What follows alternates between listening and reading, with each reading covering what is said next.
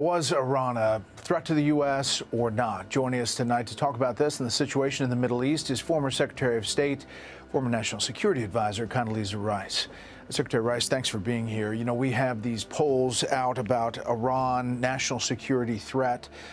Most people who answer these polls, it's 61% yes, 38% no. This is the banter back and forth, even as obviously the military operation is being characterized as being very successful, and we have markers on that. What's your thoughts about where we are right now and where we may be headed? Well, the most important thing, Brett, and thank you for having me, but the most important thing is to recognize that Iran has been at war with us for at least 47 years, all the way from 1979. People may forget. They took our embassy hostage 444 days. They were responsible for the killings of 300 plus Marines in Lebanon in the early 1980s. If you ask people about Iraq, what was the source of many of our casualties in Iraq, you'll get estimates as high as 75 or 80% of them were due to Iranian-made roadside bombs. And so they've been at war for us a long time. They also have developed the military capability to have reach outside of the boundaries of Iran, including Hezbollah and Hamas, which they both arm and equip and continue to arm and equip even after the events of the summer. And I myself negotiated 4 Security Council resolutions calling them a threat to international peace and security under Chapter 7.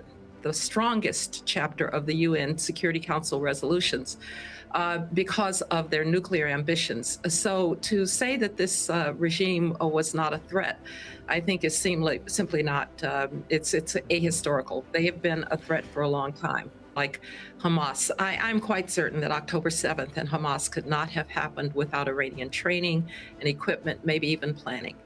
And then, of course, you had the events of June when the administration decided, along with the Israelis, to try and at least degrade and maybe even seriously set back Iranian nuclear capabilities. In order to do that, they were able to suppress Iranian air defenses. And so Iran is in a sense, defenseless then.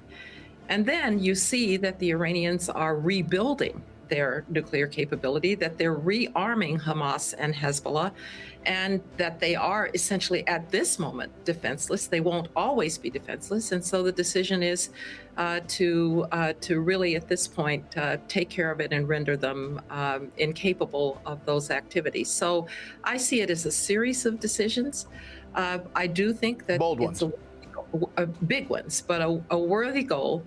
Of course, we'll have to watch and see, but I do think that the question of making sure that you don't get mission creep is an important one. Taking care of Iranian military operations, military capabilities is very important. The other thing that this does do is it, particularly if you can do something about the security forces in Iran, maybe it opens the possibilities for the Iranian people themselves to try to determine their own future.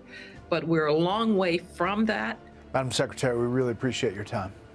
Thank you very much, Brett. Great to be with you.